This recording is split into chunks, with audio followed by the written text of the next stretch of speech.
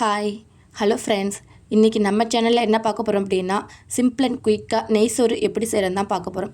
First time நம்ம சேனலில் பார்க்குறவங்களா இருந்தால் மறக்காமல் சப்ஸ்கிரைப் பண்ணி சப்போர்ட் பண்ணுங்கள். இப்போ வாங்க வீடியோக்குள்ளே போகலாம். இந்த நெய்ச்சோறு செய்கிறதுக்கு 1 கிளாஸ் பாஸ்மதி ரைஸை வாஷ் பண்ணிவிட்டு 20 நிமிஷம் ஊற வச்சு எடுத்து வச்சுருக்கேன். இப்போது ஒரு குக்கரில் 2 ஸ்பூன் நெய், 1 ஸ்பூன் எண்ணெய் ஊற்றிக்கோங்க. எண்ணெயும் நெய்யும் சூடானதுக்கு அப்புறம் இது கூட ஸ்பைசஸ்லாம் சேர்த்துக்கலாம். நான் வந்து ஒரு சின்ன பட்டை, பிரிஞ்சி இலை, 2 கிராம்பு, கல்பாசி இதெல்லாம் சேர்த்துருக்கேன். இந்த ஸ்பைசஸ்லாம் சூடானதுக்கு அப்புறம் அது கூட கட் பண்ணி வச்சுருக்கிற ஒரு பெரிய பல்லாரி வெங்காயத்தை சேர்த்துக்கோங்க. வெங்காயம் வந்து இந்த மாதிரி ஸ்லைஸாக இருக்கிற மாதிரி கட் பண்ணிக்குவாங்க.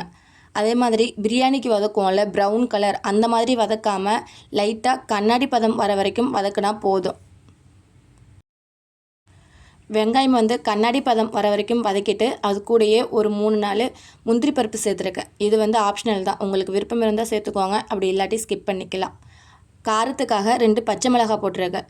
நீங்கள் வந்து காரம் அதிகமாக சாப்பிட்ற மாதிரி இருந்தால் இன்னும் கொஞ்சம் கூட எக்ஸ்ட்ரா போட்டுக்கலாம். இதில் வந்து மசாலாலாம் எதுவும் சேர்க்க மாட்டோம், அதனால் பச்சை மிளகாய் காரம் மட்டும்தான், உங்கள் விருப்பத்துக்கு ஏற்ற மாதிரி சேர்த்துக்கோங்க.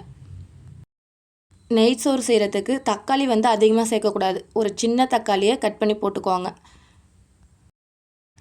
வெங்காயத்தையும் தக்காளியும் வந்து குழைய வதங்காமல் லைட்டாக வதக்கி விட்டால் போதும். தக்காளி போட்டு லைட்டாக வதக்கிட்டு அது கூட 1 ஸ்பூன் இஞ்சி பூண்டு பேஸ்ட்டும் போட்டு வதக்கிக்கணும். உங்களுக்கு இந்த மாதிரி சிம்பிள் அண்ட் குயிக்காக சமைக்கிறதெல்லாம் பிடிச்சிருந்தா நம்ம சேனலில் மறக்காமல் சப்ஸ்கிரைப் பண்ணிக்குவாங்க. இப்போது இஞ்சி பூண்டு பேஸ்ட்டோடைய பச்சை ஸ்மெல் போனதுக்கப்புறம் 1 கைப்பிடி புதினா, கொத்தமல்லி சேர்த்துக்குவாங்க. புதினா வந்து கொஞ்சம் அதிகமாகவும் கொத்தமல்லி தழை கொஞ்சம் கம்மியாகவும் இருக்கிற மாதிரி பார்த்துக்குவாங்க. புதினாவுடைய ஃப்ளேவர் தான் நல்ல வாசனையாக இருக்கும், அதனால் புதினா வந்து கொஞ்சம் அதிகமாக இருக்கிற மாதிரி சேர்த்துக்குவாங்க. இப்போது இந்த சாப்பாட்டுக்கு தேவையான அளவு 1 ஸ்பூன் உப்பு சேர்த்துக்கிறேன். எல்லாத்தையும் சேர்த்ததுக்கப்புறம் ஒரு 2 நிமிஷம் வதக்கி விட்டுட்டு இது கூட வந்து 1 ஸ்பூன் புளிக்காத தயிர் சேர்த்துருக்கேன். நீங்கள் வந்து பால் கூட சேர்த்துக்கலாம், ஆனால் தயிர் சேர்த்து செய்யும்போது சாப்பாடு வந்து உதிரியாக கிடைக்கும். நீங்கள் பால் சேர்த்து செய்கிற மாதிரி இருந்தால் நம்ம 1 கிளாஸ் அரிசிக்கு 1.5 கிளாஸ் தண்ணி ஊற்றுவோம், அதனால் அரை கிளாஸ் பாலும் 1 கிளாஸ் தண்ணியும் சேர்த்து ஊற்றிக்குவாங்க.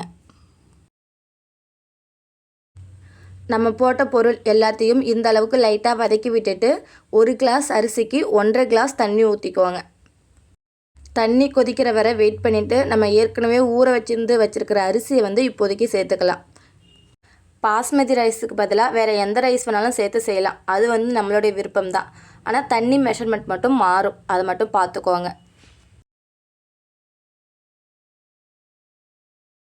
அரிசி போட்டதுக்கப்புறம் நல்லா கலந்து விட்டுட்டு அது கூடயே இன்னும் 1 ஸ்பூன் நெய் போட்டுக்கோங்க. இப்போது குக்கர் மூடியை போட்டு விட்டுட்டு 2 விசில் வச்சு எடுத்தீங்க அப்படின்னா நம்மளுடைய நெய்ச்சோறு வந்து ரெடி ஆகிடும். இந்த நெய்ச்சோறு கூட சிக்கன் கிரேவி அப்படி இல்லைன்னா வேறு ஏதாவது காரசாரமான ஒரு கிரேவி கூட வச்சு சாப்பிட்டீங்க அப்படின்னா அல்டிமேட்டாக இருக்கும். நீங்களும் ஒரு முறை இந்த மாதிரி செஞ்சு பார்த்துட்டு எப்படி இருந்துச்சுன்னு சொல்லி கண்டிப்பாக கமெண்ட் பண்ணுங்கள். உங்களுக்கு இந்த ரெசிபி பிடிச்சிருந்தா நம்ம சேனலை சப்ஸ்கிரைப் பண்ணி சப்போர்ட் பண்ணுங்கள். பாய்.